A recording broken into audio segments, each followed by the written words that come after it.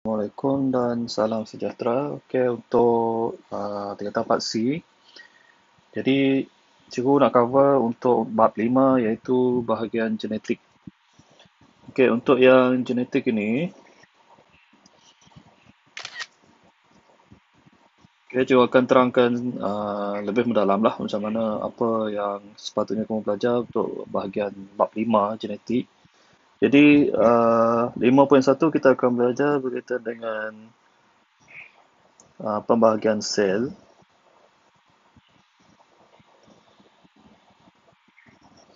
Okay, jadi pembahagian sel ini, kita fokus pada nukleus. Nukleus. Di dalam sel kita ada nukleus. Ini contoh satu sel. Di dalam sel tersebut dia mempunyai nukleus. Nukleus ni warna biru ni lah. Warna biru ni. Dalam nukleus itu, kalau dikecilkan lagi, mana kata kalau kita buka, dalam dia ada kromosom.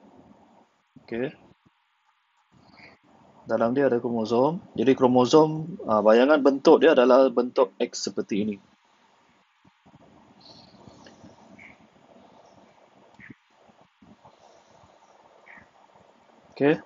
Jadi kromosom ialah struktur berbenang yang halus yang terdiri daripada asid nukleik. Asid nukleik dan juga protein. Yang panjang dan berlingkar. Yang terletak di dalam nukleus. Kemudian setiap kromosom mengandungi satu molekul panjang DNA.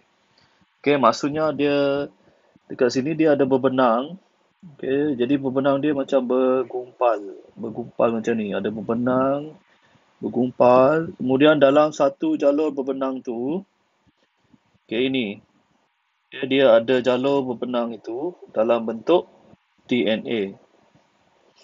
DNA. Apa itu DNA? DNA adalah deoksiribonucleic acid ataupun asid deoksiribonukleik.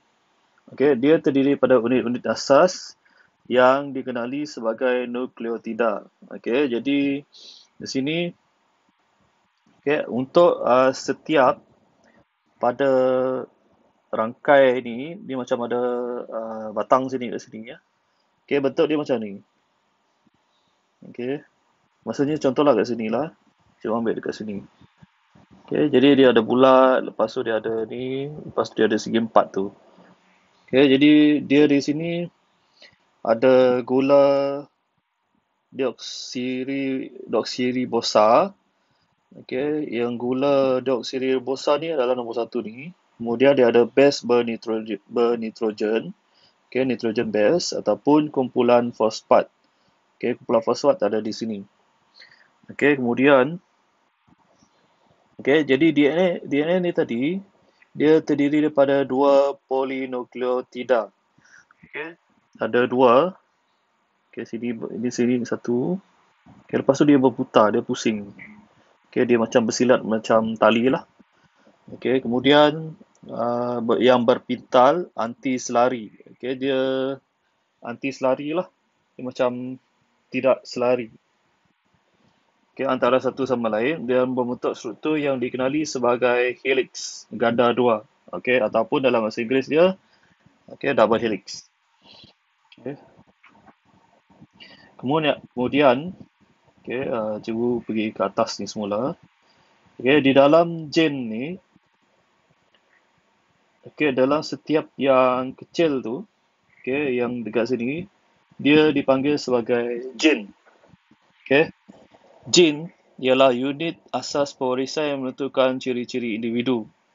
Jadi gen ni dia berfungsi untuk mengawal ciri yang diwarisi oleh organisma seperti kebolehan menggulung lidah pada manusia, bentuk biji kacang pie, warna bulu pada kucing. Kalau dalam manusia untuk genetik, lebih kepada macam contoh kalau warna mata, rambut bergulung ataupun rambut lurus. Kemudian kita ada gen tersusun sebagai segmen pada DNA. Segmen pada DNA di sepanjang kromosom.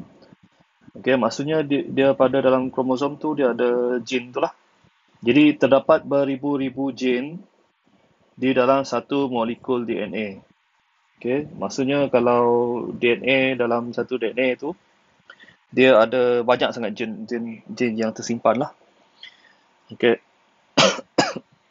Okey, cikgu teruskan lagi.